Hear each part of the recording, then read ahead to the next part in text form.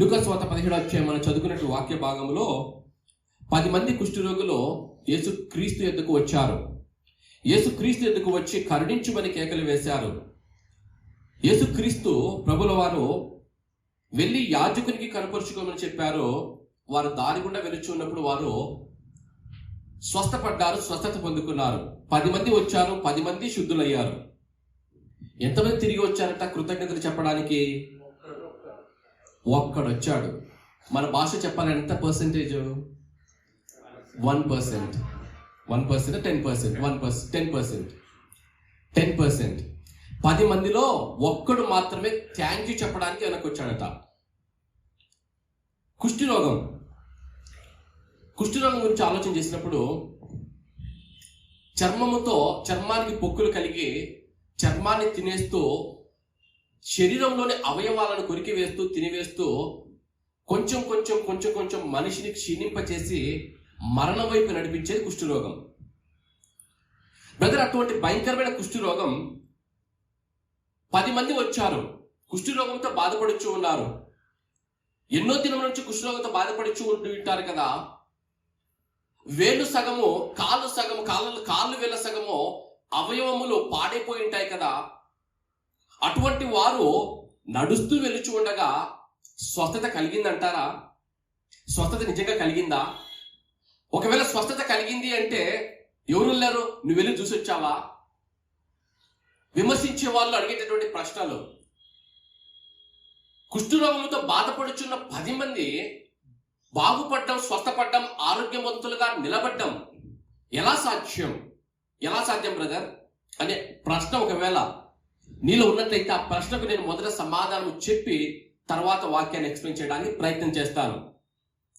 Bible గ్రంథంలో 66 పుస్తకాలు ఉన్నాయి. ఈ 66 పుస్తకాలు ప్రధానముగా అన్ని పుస్తకాలు, దాదాపు 64 పుస్తకాలు ఇశ్రాయేలీల దగ్గర వ్రాయబడ్డాయి. అనగా ఇశ్రాయేలీ సంఘముల నుంచి, అనగా ఇశ్రాయేలీ సమాజముల నుంచి వచ్చిన వారి చేతుల మీదుగా ఆ గ్రంథాలు వ్రాయబడ్డాయి. 66 పుస్తకాల్లో కేవలం 2 పుస్తకాలు మాత్రమే ఒక అన్యుడు ద్వారా వ్రాయబడ్డాయి. అన్యుడు అనగా ఇశ్రాయేలీయుడు కాని వాడి నుంచి 2 గ్రంథాలు వ్రాయబడ్డాయి. అవి 2 ఏమిటి అంటే లూకాసు వార్త మొదటిది, రెండోది అపోస్తలుల కార్యములు. ఈ 2 పుస్తకాలు బైబిల్ గ్రంథంలో ఒక అన్యుడు రాసినటువంటి పుస్తకాలు. మిగతా 64 పుస్తకాలు ఇశ్రాయేలీయుల నుంచి రాయబడినటువంటివి. ఈ 2 పుస్తకాలు రాసినటువంటి వాడు లూకా భక్తుడు. ఎవరయ్యా ఈ లూకా అంటే, ఈ లూకా గారు ఒక డాక్టర్ పనిచేసేటటువంటి వాడు. సువార్తను విని యేసుక్రీస్తును అంగీకరించి పౌలు గారితో కలిసి సువార్త యాత్రలు చేసినటువంటి వాడు లూకా భక్తుడు. ఆ లూకా భక్తుడు ఈ లూకా సువార్త రాస్తూ ఉన్నాడు. వ్రాస్తూ యేసుక్రీస్తు యొక్క స్వస్థతల గురించి రాస్తూ ఉన్నాడు. ఎట్లా రాశాడు ఈయన స్వస్థతల గురించి?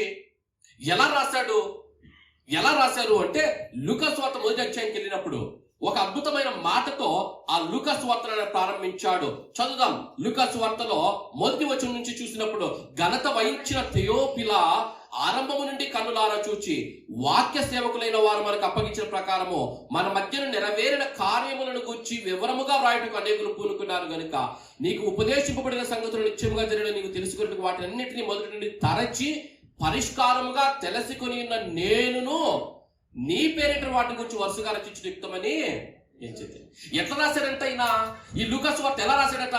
ఆయన ఇస్తున్న సమాధానం ఏమిటి అంటే, ఈ సంగతులు నిశ్చయముగా జరిగినవని తెలుసుకున్నట్టుకు వాటినన్నిటిని మొదటి నుండి తరచి పరిష్కారముగా తెలుసుకొని ఏం చేశాడంటే ఈయన?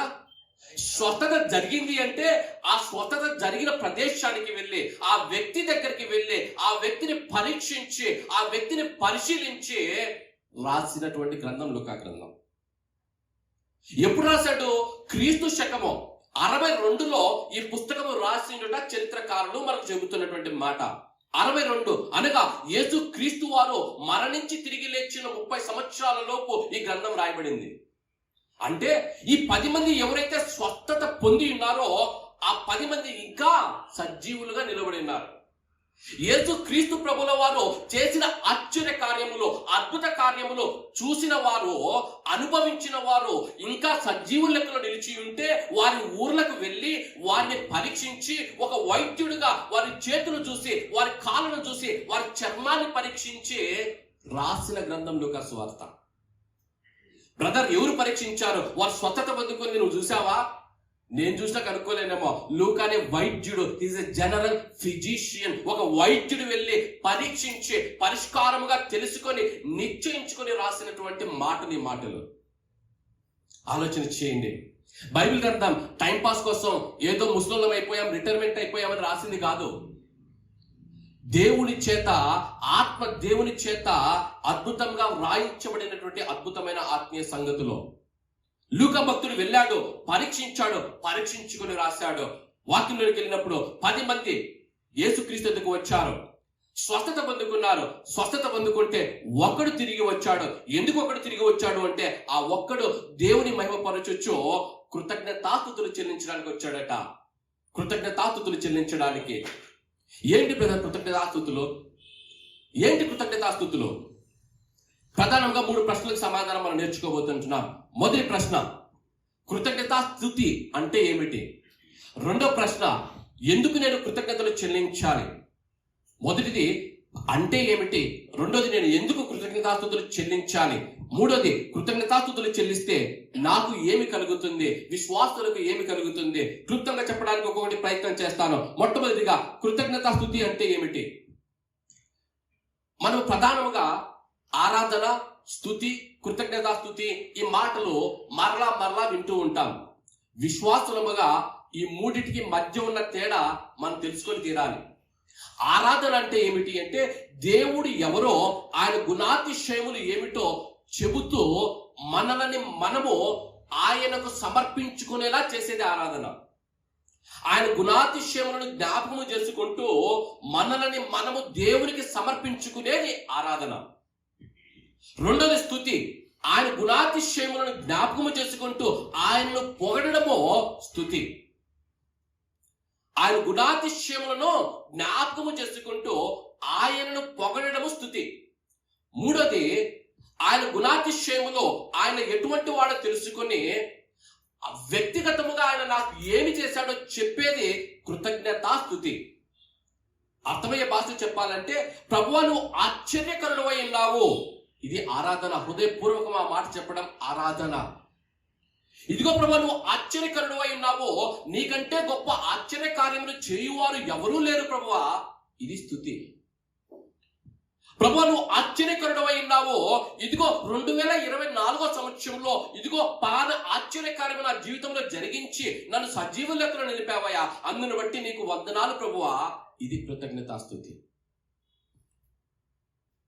స్తుతి, కృతజ్ఞతాస్తుతి ఆరాధనలో ఒక భాగం. The both are part of the worship. Praise and thanksgiving praises, the both are part of the worship. ఆరాధనలో రెండు ఒక భాగం. నువ్వు దేవుని ఆరాధిస్తే స్తుతించుట ద్వారా, కృతజ్ఞతాస్తుతులు చెప్పుట ద్వారా దేవుని స్తుతించాలి, ఆరాధించాలి, దేవుని నామాన్ని మహిమపరచాలి.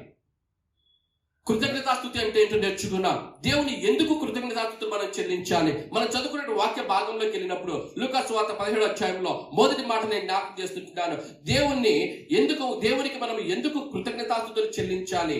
17వ అధ్యాయము 12వ వచనం. ఆయన ఒక గ్రామంలోనికి వెళ్ళుచుండగా ఎంతమంది వచ్చారట? 10 మంది రోగులు ఆయనకు ఎదురుగా వచ్చి ఎక్కడ నిలబడ్డారు? పరిగెత్తుకుంటూ వచ్చి ఎక్కడ నిలబడ్డారట? దగ్గరకు వచ్చారా, దూరంగా ఉన్నారా? దూరంగా ఉన్నారు. ధర్మశాస్త్రము ప్రకారము ఒక కుష్టి రోగము కలిగినటువంటి వాడు సమాజంలో ఉండడానికి అర్హుడు కాదు. ఏ శుభకార్యములకు రాకూడదు, ఏ అశుభ కార్యములకు రాకూడదు, ఎటువంటి సహవాసము సంఘముతో కలిగి ఉండకూడదు. సంఘంలోకి రావడానికి, సమాజంలోనికి రావడానికి ఆ వ్యక్తులకు ఏ మాత్రం అర్హత ఉండదు.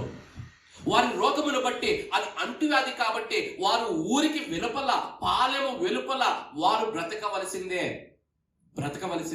ఎవరైనా దగ్గరికి రావాలి అంటే, ఒకవేళ సహాయం పొందుకోవాలంటే దూరముగా నిలబడి, కొన్ని అడుగుల దూరంలో నిలబడి వారితో మాట్లాడాలి, వారిని అడుక్కోవాలి.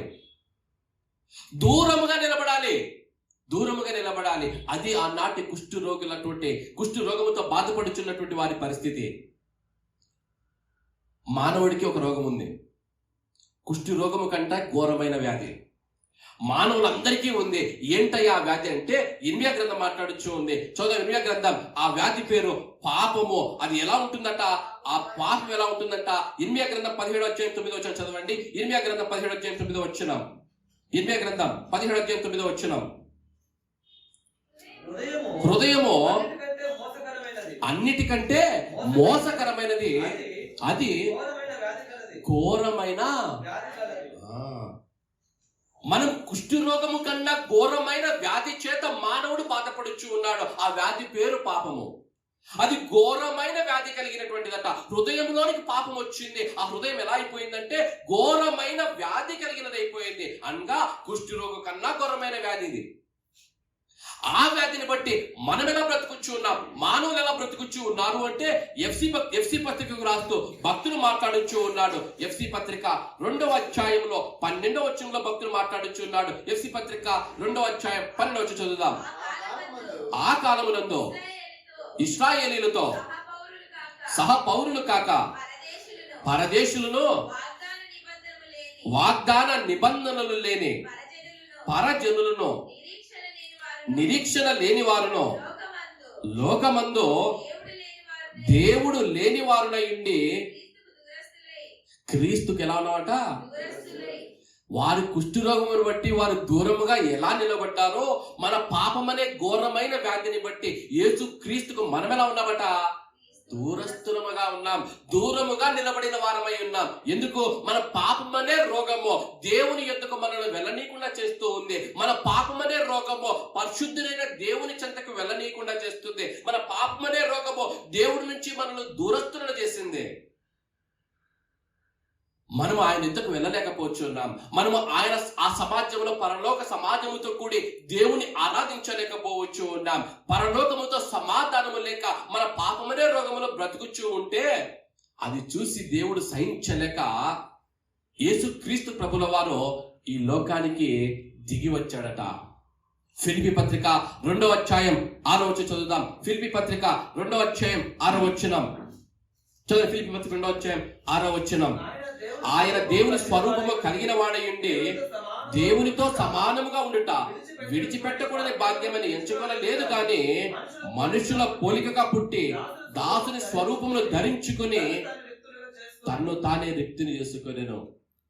మనము పాపమనే రోగముతో ఆయనకు దూరస్తులుగా ఉండి ఆయన యుద్ధకు పోలేక ఆ పరలోక సమాజముతో మనము బ్రతకలేక ఉంటే ఆయనే పరలోకాన్ని విడిచిపెట్టి నీ కొరకు నా కొరకు భూలోకానికి దిగి వచ్చాడట. ఎంత గొప్ప ధన్యత, ఎంత గొప్ప ప్రేమ, ఎంత గొప్ప కృప. ఆలోచన చేయండి. ఎందుకు బ్రదర్ నేను దేవునికి కృతజ్ఞతాస్తుతులు చెల్లించాలి అంటే మొట్టమొదటి కారణం బైబిల్ చెబుతూ ఉంది. ఎందుకయ్యా అంటే ఆయన నీ కొరకు నా కొరకు మనము దూరస్థులుగా బ్రతుకుచూ ఉంటే, మనము ఆయన యొద్దకు వెళ్ళలేకుండా ఉంటే ఆయనే పరలోకములో నుంచి నీ కొరకు నా కొరకు తనను తాను తగ్గించుకొని దిగి వచ్చాడు. అందును బట్టి దేవునికి కృతజ్ఞతాస్తుతులు చెల్లించి తీరాలి. నీ కొరకు నా కొరకు తనను తాను తగ్గించుకొని ఆ పరలోక భాగ్యాన్ని విడిచిపెట్టి నీ కొరకు నా కొరకు మానవ రూపము ధరించి వచ్చాడు. దానినే మనము క్రిస్మస్ గా సెలబ్రేట్ చేసుకున్నాం. దేవునికి కృతజ్ఞతాస్తుతులు చెల్లించాలి అంటే ఆయన తనను తాను తగ్గించుకొని నీ కొరకు నా కొరకు ఈ లోకానికి వచ్చాడు. అందుని బట్టి దేవునికి మనము కృతజ్ఞతాస్తుతులు చెల్లించాలి. వచ్చి ఏం చేశాడు? చాలు, ఇంకో వచ్చి చదువుదాం. వచ్చి ఏం చేశాడు అంటే 10 మంది కుష్ఠరోగులు ఆయన దగ్గరికి వెళ్ళినప్పుడు దేవుడు అన్నాడు, మీరు వెళ్ళి యాజకునికి కనపరుచుకొనమన్నాడు. గమనించాలి, ఒక కుష్ఠరోగి పవిత్రుడుగా నిర్ధారించబడిన తర్వాత సమాజంలో చేర్చబడాలి అంటే ధర్మశాస్త్రము కొన్ని నియమాలను పెట్టింది. ఒక కుష్ఠరోగి పవిత్రుడుగా మార్చబడి తిరిగి సమాజంలోనికి రావాలి అంటే, చేర్చబడాలి అంటే, పాలెములో చేర్చబడాలి అంటే ధర్మశాస్త్రం చెబుతున్నటువంటి రూల్ ఏంటంటే లేవియా కాండం 14వ అధ్యాయం 1వ వచనం చదువుదాం. 2వ వచనం.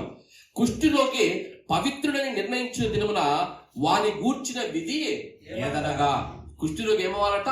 పవిత్రుడు అవ్వాలి అంటే, పవిత్రుడుగా నిర్ధారించబడాలి అంటే ఏం చేయాలట? 4వ వచనం నుంచి చదువుదాం. యాజకుడు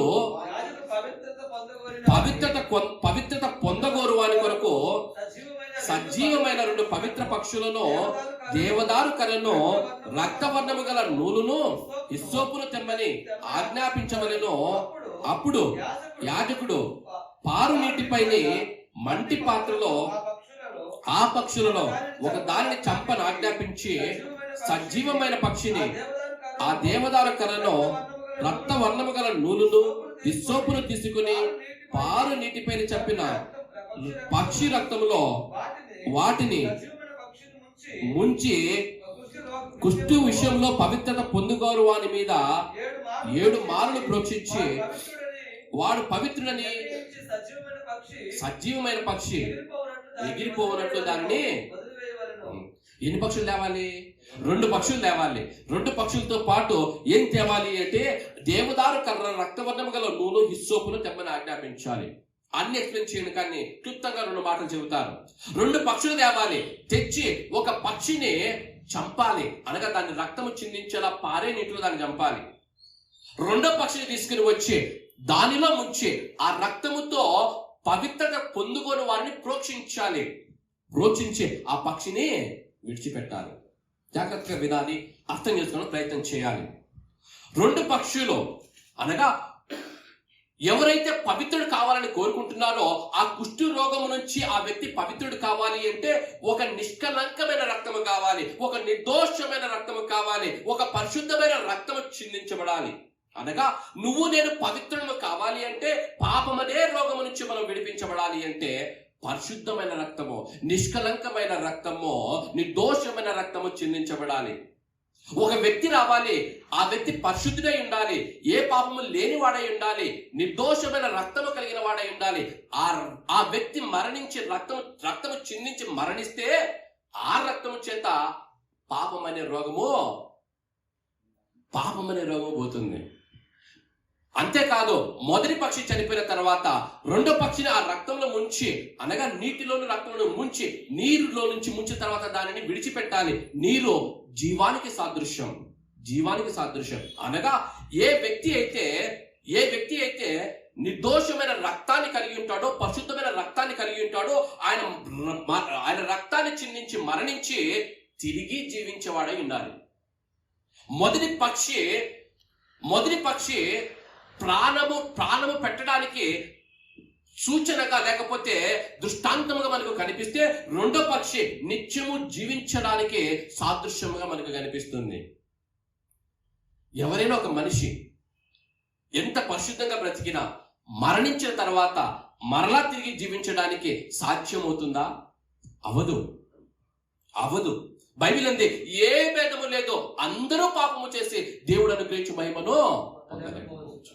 ఎక్కడొస్తుంది నిర్దోషమైన రక్తము? ఎక్కడొస్తుంది నిష్కలంకమైన రక్తము? ఎక్కడ దొరుకుతుంది పరిశుద్ధమైన రక్తము? అందుకే యేసు క్రీస్తు ప్రభుల వారు నీ కొరకు నా కొరకు ఈ లోకానికి దిగి వచ్చాడు. ఏ పాపము లేకుండా ఈ లోకానికి వచ్చిన వాడు, ఏ పాపము లేకుండా ఈ లోకములో జీవించిన వాడు, నాలో ఏ పాపమైనది ఉన్నదని నిరూపించగలరా అని ప్రపంచానికి ఛాలెంజ్ విసిరిన వాడు, నీ కొరకు నా కొరకు పాపమెరుగని ఆయన పాపముగా మార్చబడి తన నిర్దోషమైన రక్తాన్ని శిలువలో చిందించిన వాడు, మరణించి తిరిగి లేచి సజీవుడుగా నిత్య జీవములో నీ కొరకు నా కొరకు ప్రార్థన చేస్తున్నవాడు, విజ్ఞాపన చేస్తున్నవాడు one and only the Jesus Christ, Yesu Kristu ప్రభువు మాత్రమే.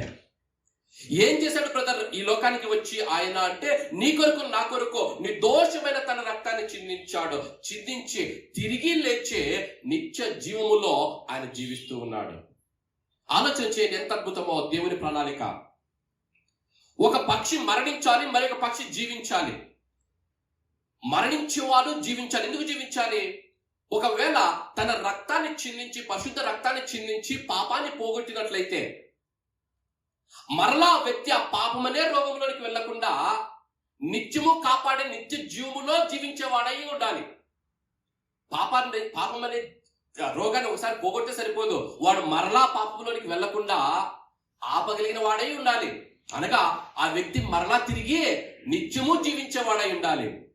అందుకే యేసుక్రీస్తు మరణించి తిరిగి లేచి పరలోకానికి ఎక్కి నీ కొరకు నా కొరకు తండ్రి కుడి పార్శ్వమున విజ్ఞాపన చేస్తున్నాడు. ఈ లోకానికి వచ్చి ఏం చేశాడయ్యా అంటే, ఈ లోకానికి వచ్చి నీ కొరకు నా కొరకు ఆయన శిలువలో తనను తాను అర్పించుకొని రక్షణను నీ కొరకు నా కొరకు సిద్ధపరిచాడు. రక్షణను సిద్ధపరిచి ఏమంటున్నాడంటే, గమనించాలి, 10 మంది కుష్ఠరోగులు దేవుని ఎద్దుకు వెళ్ళారు, యేసుక్రీస్తు ప్రభుల ఎద్దుకు వెళ్ళారు. వెళ్ళి స్వస్థత కావాలని అడిగారు. స్వస్థత కావాలని అడిగితే యేసుక్రీస్తు అన్నాడు, వెళ్ళి యాజకునికి కనపరుచుకోండి. ఇప్పుడు 10 మంది ఏమడగాలి? అయ్యా, ఒక టాబ్లెట్ ఇవ్వలేదు, ఒక మెడిసిన్ ఇవ్వలేదు, ఒక మందు రాయలేదు, కనీసం చేతుల నుంచి ప్రార్థన చేయలేదు, మమ్మల్ని ముట్టలేదు, మాకు ఏమీ చేయలేదు. నువ్వు నేను తిరిగి వెళ్ళి యాజకునికి ఎలా కనపరుచుకుంటాను? ఒకవేళ నేను ఇంత దూరంలో నేను యాజకునికి కనిపిస్తే అక్కడి నుంచి అరుస్తాడు ఆయన, వాడిని బయటికి తోసేయండి అని. ఒక్క ప్రశ్న అడగలేదు 10 మంది. యేసుక్రీస్తు మాట విన్నారు. మాట విని విధేయత చూపించి, ఆయన మాటకి విధేయత చూపించి, ఆయన మాట యందు విశ్వాసం ఉంచి యాజకునికి కనపరుచుకోవడానికి 10 మంది బయలుదేరి నడుచుకుంటూ వెళుచూ ఉన్నారు. వారికి తెలియకుండానే వాళ్ళకు కోల్పోయినటువంటి వేళ్ళు రావడం ప్రారంభమైంది. వారికి తెలియకుండానే వారి చర్మం మీద ఉన్నటువంటి పొక్కులు బాయపైపోవడం ప్రారంభమైంది. వారికి తెలియకుండానే వారు కోల్పోయినటువంటి కాళ్ళ వేళ్ళు రావడం ప్రారంభమైంది. ఒక క్షణమును చూశారు, ఒకరి మొహాలు ఒకరు చూసుకున్నారు, అందరికీ స్వస్థతలు వచ్చేసాయి. That is called faith. విశ్వాసముతో నడవడం. దేవుడు రక్షణను సిద్ధపరిచాడు. ఆ రక్షణ ఎవరికైతే కావాలో యేసుక్రీస్తు యందుకు వచ్చి ఆయన మాటల యందు, ఆయన సువార్త యందు ఎవరైతే నమ్మిక ఉంచుతారో, ఎవరైతే ఆ సువార్తను నమ్ముతారో, ఎవరైతే యేసుక్రీస్తు నామములో విశ్వాసం ఉంచుతారో వారికి వస్తున్న రక్షణ, స్వస్థత. పాపము నుంచి స్వస్థత, రక్షణ వారికి వస్తుంది. ఒకనొక పాస్టర్ గారు ఉన్నారట. పాస్టర్ గారు హెయిర్ కట్ చేసుకోవడానికి, వెంట్రుకలు పెరిగింటే కత్తిరించుకోవడానికి వెళ్ళారట బార్బర్ షాప్కి. హెయిర్ కట్ చేసే షాప్కి వెళ్ళారట, బార్బర్ షాప్కి వెళ్ళారు.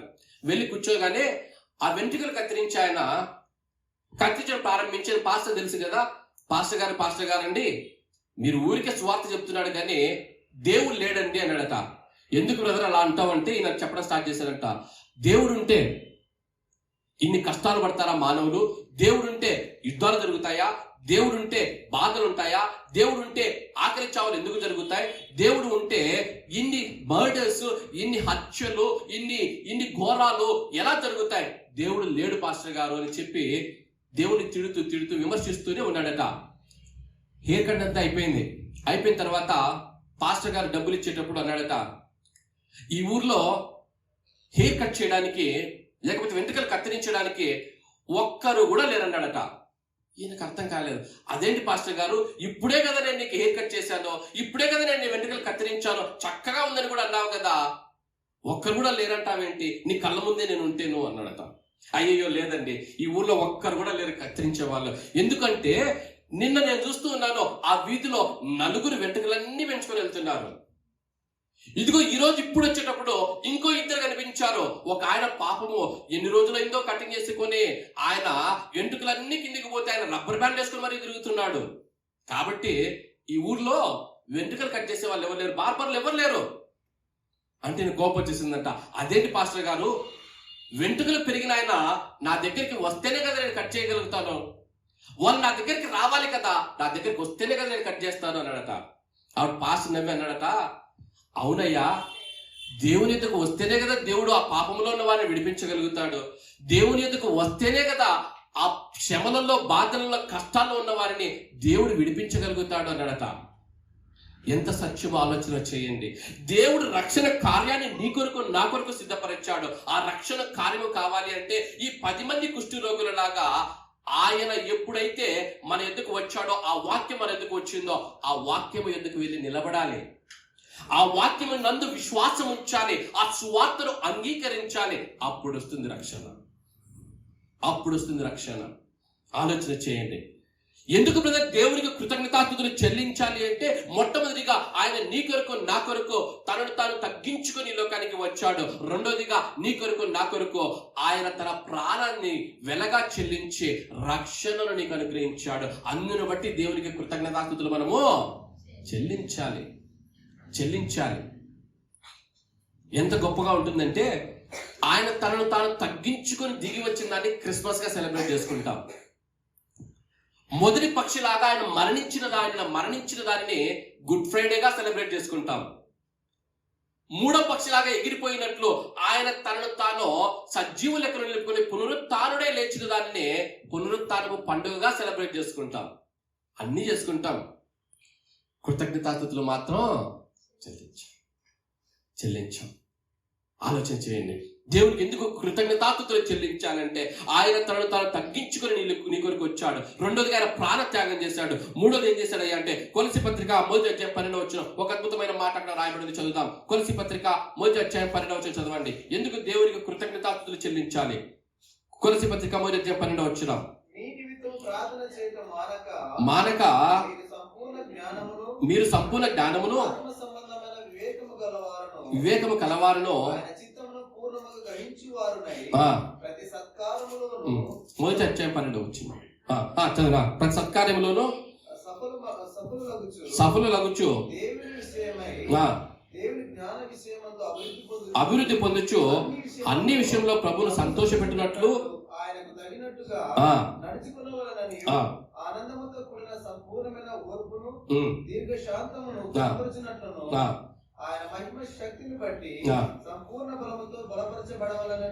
ఇప్పుడు చదవండి అందరూ వినండి. తేజోవాసులైన పరిశుద్ధుల స్వాస్థ్యములో పాలివారమగుటకు మనలను పాత్రులుగా చేసిన తండ్రికి మీరు కృతజ్ఞతాస్తుతులు చెల్లింపవలననియు దేవుని బతిమాలుచున్నాము.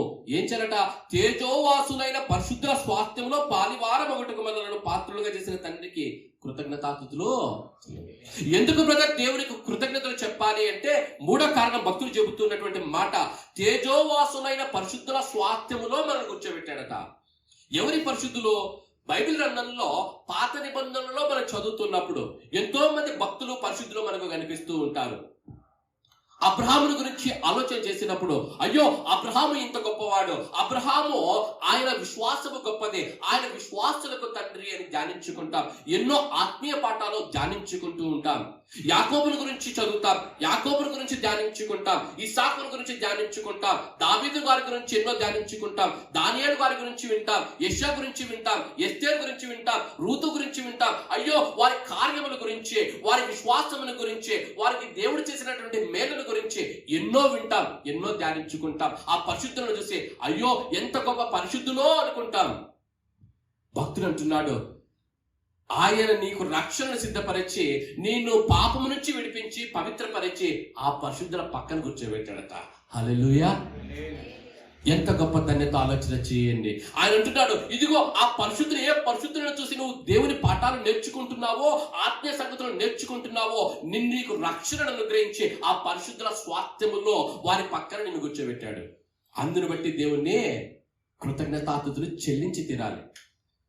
ఎందుకు బ్రదర్ దేవునికి కృతజ్ఞతలు చెల్లించాలి అంటే, ఆయన తనను తాను తగ్గించుకుని లోకానికి వచ్చాడు, ప్రాణ త్యాగము చేసి నీకు రక్షణనిచ్చాడు, రక్షణనిచ్చి పరిశుద్ధులతో నిన్ను నన్ను కూర్చోబెట్టాడు. 4 కొరింథీయులకు రాసిన మొదటి పత్రిక. ఎందుకు దేవునికి కృతజ్ఞతలు చెప్పాలి? ఇంకో విషయం నేను జ్ఞాపకం చేస్తాను. కొరింథీయులకు రాసిన మొదటి పత్రిక 1వ అధ్యాయం. కొరింథీయులకు రాసినటువంటి మొదటి పత్రిక 1వ అధ్యాయం 4 నుంచి చదువుదాం. క్రీస్తు యేసునందు మీకు అనుగ్రహింపబడిన దేవుని కృపను చూచి మీ విషయమై నా దేవునికి ఎల్లప్పుడూ కృతజ్ఞతాస్తుతులు చెల్లించుచున్నాను. క్రీస్తుని కూర్చున్న సాక్ష్యము మీలో స్థిరపరచబడినందున ఆయన యందు మీరు ప్రతి విషయములోనూ, అనగా సమస్త ఉపదేశములోను సమస్త జ్ఞానములోను ఐశ్వర్యవంతులు అయితిరి. దేవునికి కృతజ్ఞతాస్తుతులు చెల్లిస్తున్నాడంట. దేనికి? ఎందుకు అంటే, ఆయన సమస్త ఉపదేశములోను సమస్త జ్ఞానములోనూ మనమేమయ్యామంట? ఐశ్వర్యవంతులమయ్యామంట.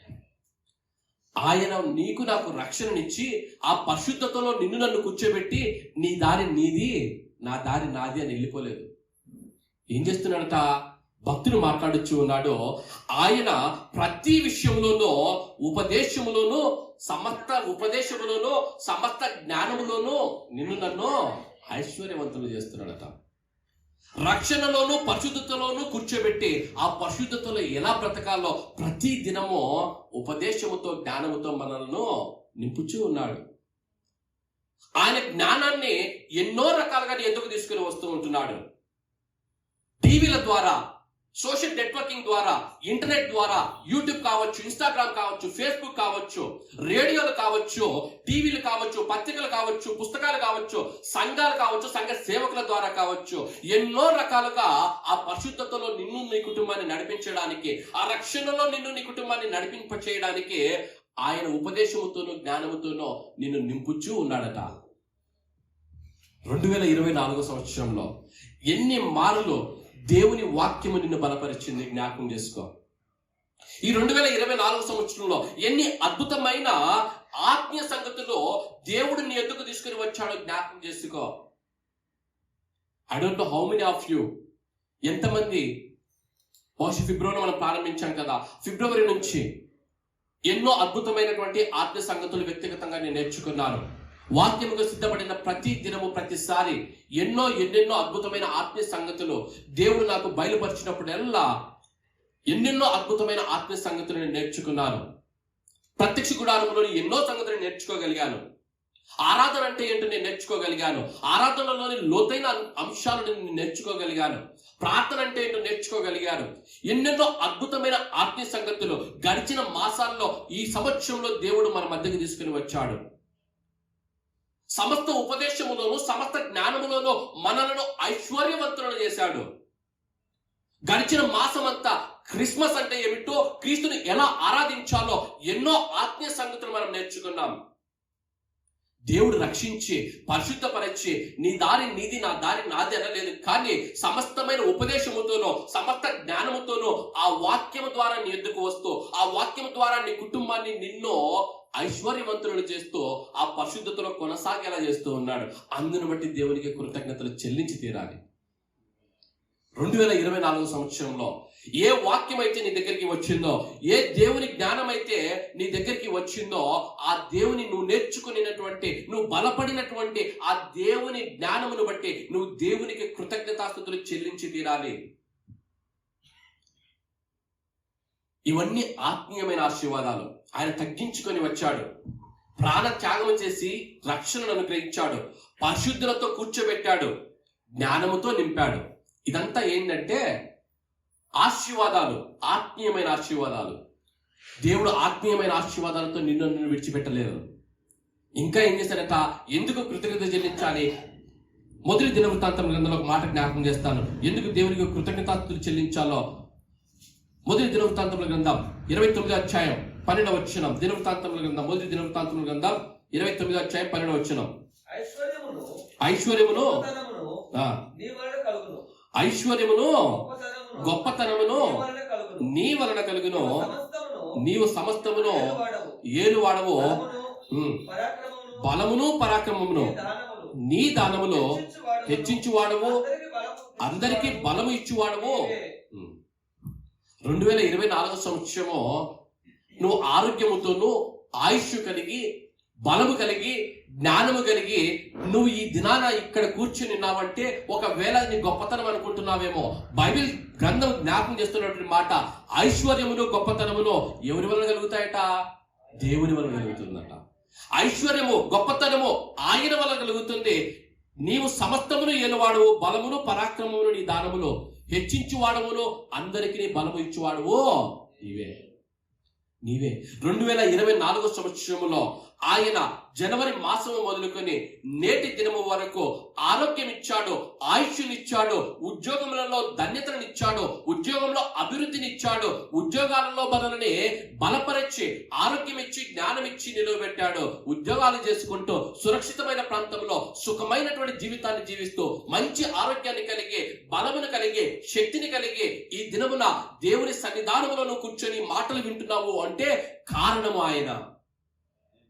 అది ఆయన ఇచ్చినటువంటి దీవెన, దేవుడు నీకు ఇచ్చినటువంటి దీవెన.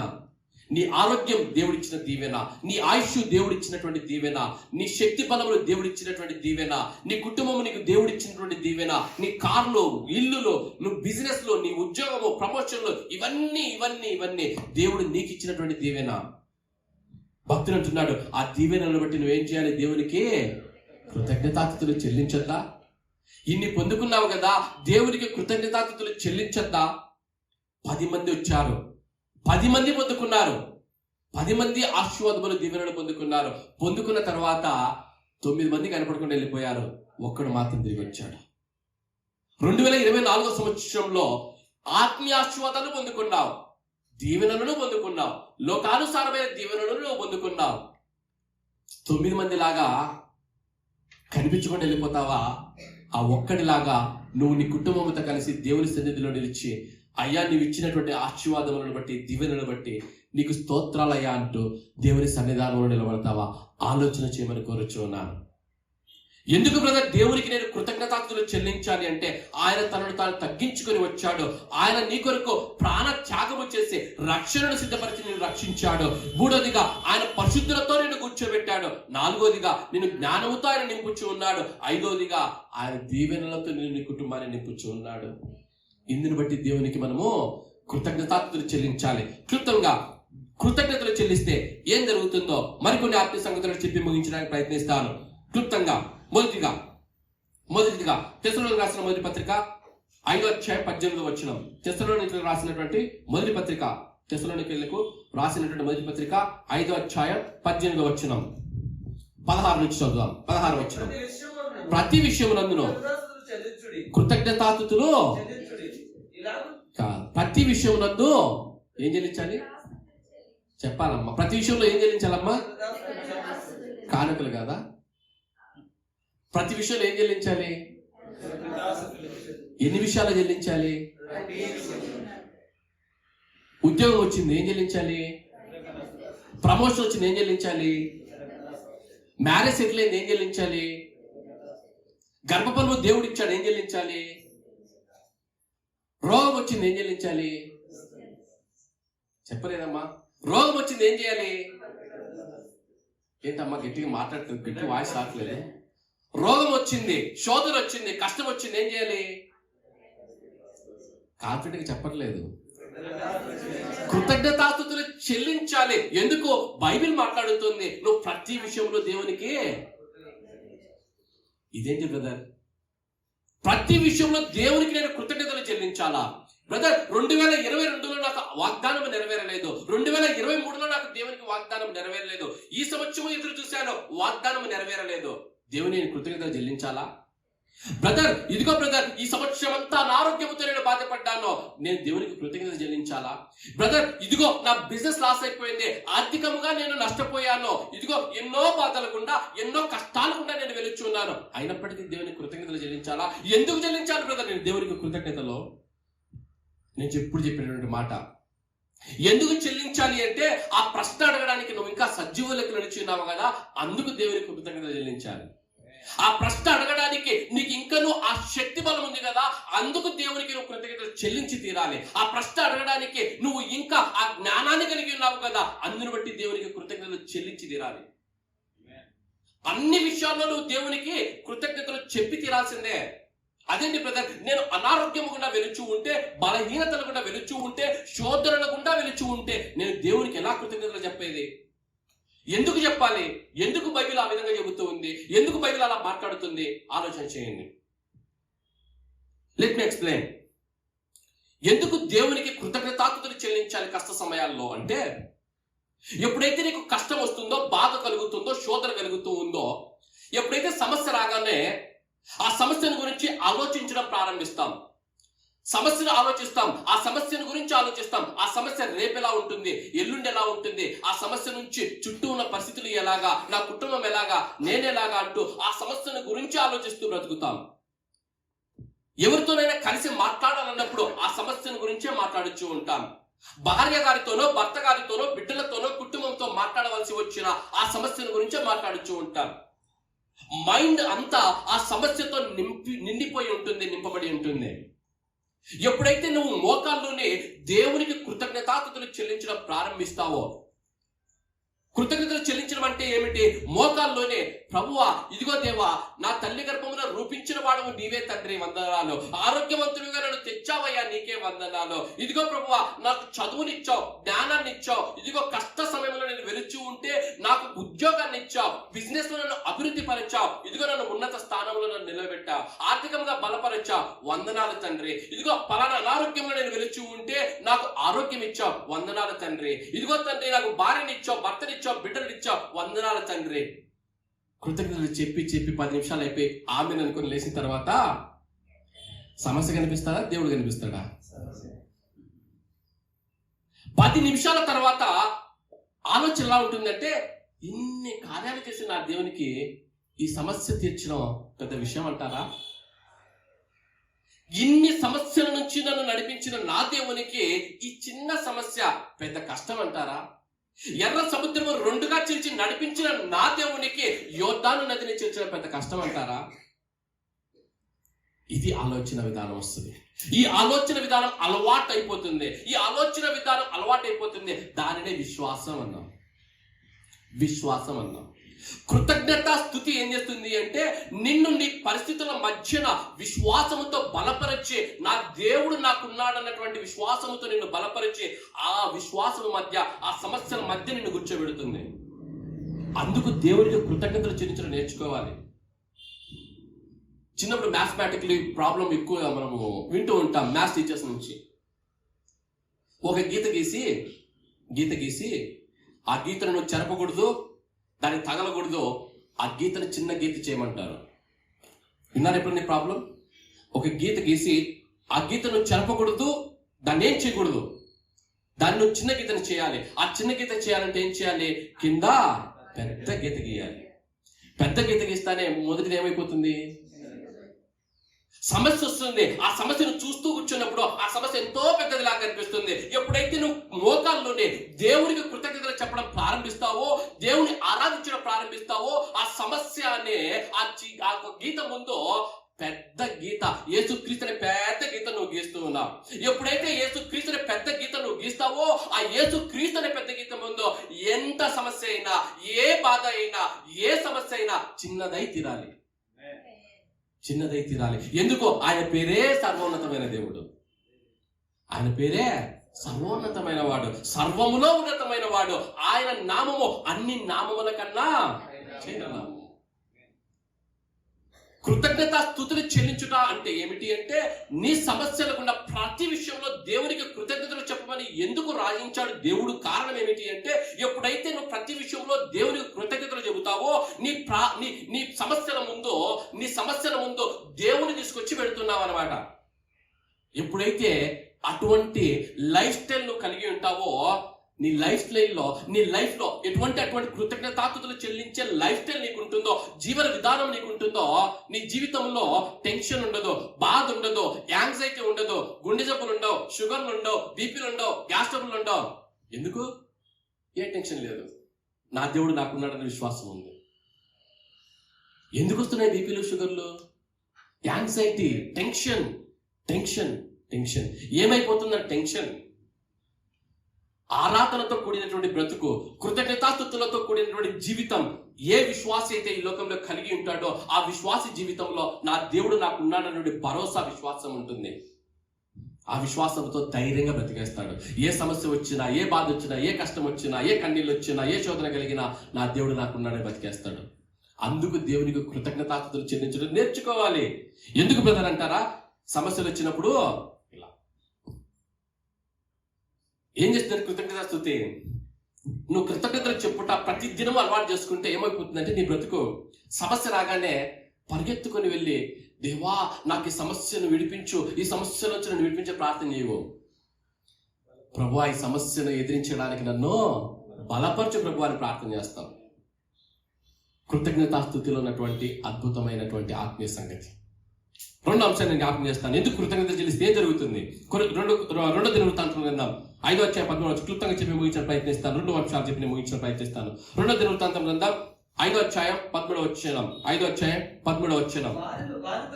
వారితో కూడా యాజకులు 120 మంది నిలిచిరి. బూరలు ఊదువారును పాఠకులను ఏకస్వరముతో యెహోవాకు కృతజ్ఞతాస్తుతులు చెల్లించుచు గానము చేయగా యాజకులు పరిశుద్ధ స్థలముల నుండి బయలు వెళ్లి ఆ బూరలతోనూ తాళములతోనూ వాద్యములతోనూ కలిసి స్వరమెత్తి యెహోవా దయాళుడు, ఆయన కృప నిరంతరం స్తోత్రము చేసిరి. అప్పుడు ఒక మేఘము యెహోవా మందిరము నిండా నిండెను. యెహోవా తేజస్సుతో దేవుని మందిరము నిండుకొనగా. చాలు. ఎప్పుడైతే వీళ్ళందరూ కలిసి దేవుని మందిరాన్ని ఓపెన్ చేస్తున్నటువంటి రాసినటువంటి సంగతులు, ఎప్పుడైతే వీరందరూ కలిసి ఏకమై దేవునికి కృతజ్ఞతాస్తుతులు చెల్లిస్తూ ఎప్పుడైతే స్తోత్రము చేయించు పాటలు పాడారో దేవుని మహిమ దిగి వచ్చిందట. దేవుని మహిమ దిగి వచ్చి ఆ ప్రదేశాన్ని నింపివేసిందట. మేఘము వచ్చి ఆ ప్రదేశాన్ని కప్పివేసిందట. దేవుని ప్రసన్నత, దేవుని మహిమతో ఆ ప్రదేశము నింపబడి ఉంటున్నది. నీ బ్రతుకు దేవుని మహిమతో నింపబడాలి అంటే, నీ జీవితము దేవుని మహిమతో నింపబడాలి అంటే, దేవుని యొక్క ప్రసన్నత నీ బ్రతుకులో నీ జీవితంలో ఉండాలి అంటే నువ్వు ప్రతి దినము దేవునికి కృతజ్ఞతాస్తుతులు చెల్లించడం నేర్చుకోవాలి.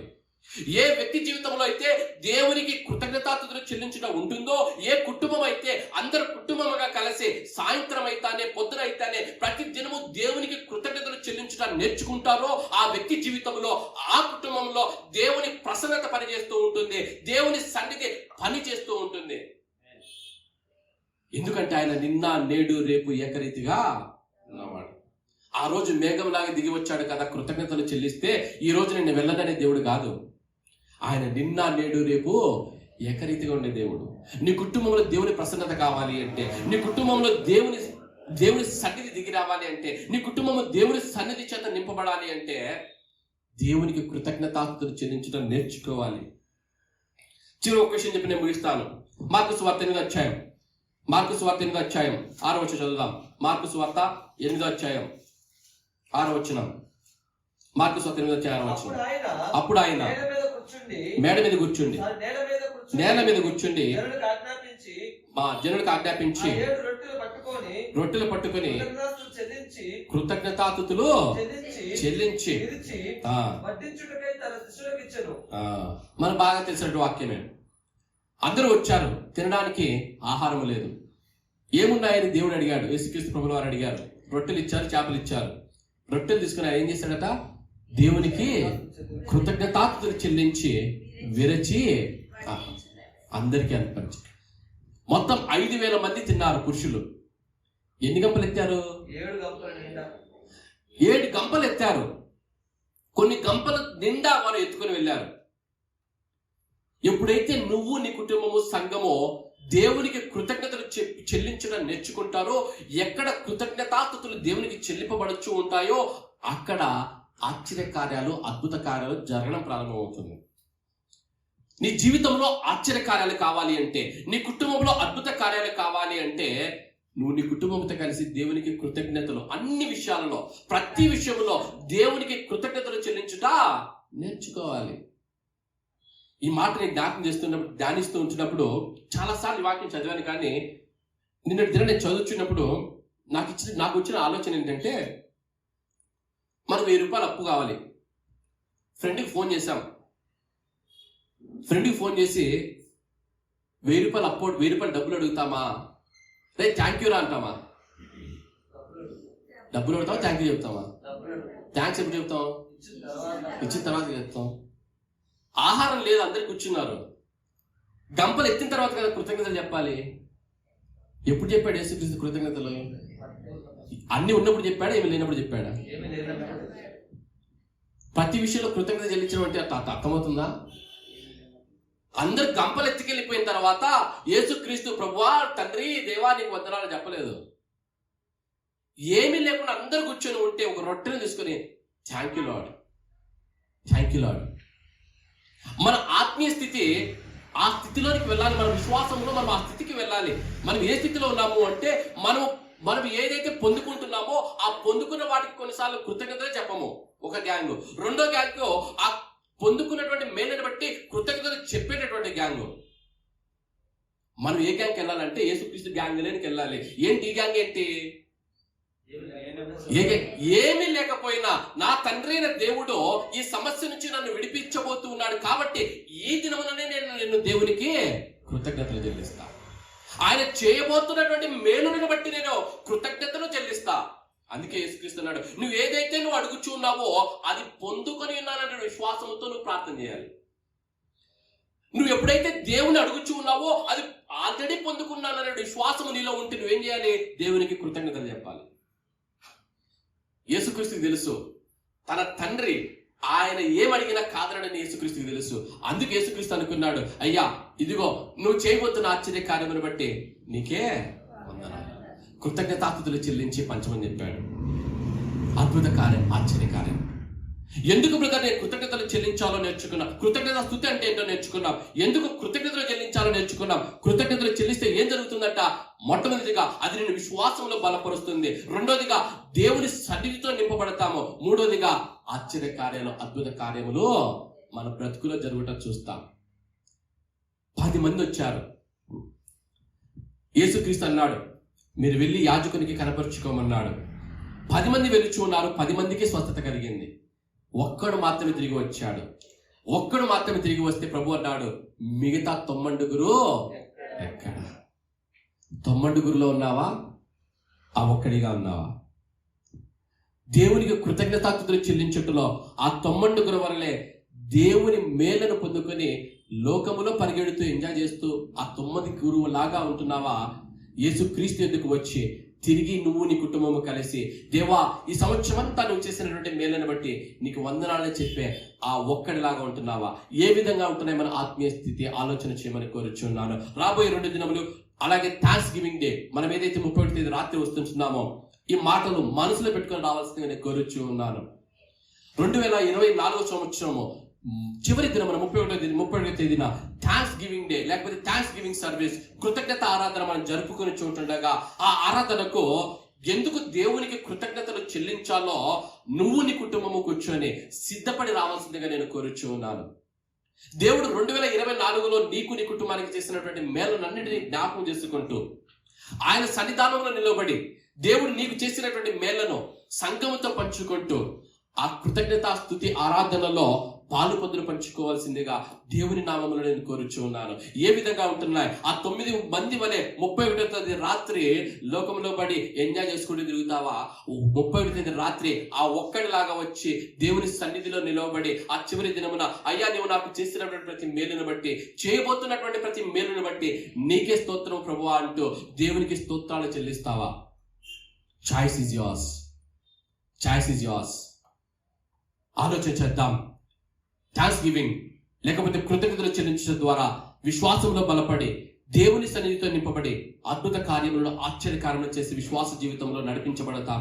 అటువంటి కృప పరిశుద్ధాత్మ దేవుడు మీకు మీ కుటుంబాలకు సకల పరిశుద్ధులకు అనుగ్రహించి నడిపించును గాక.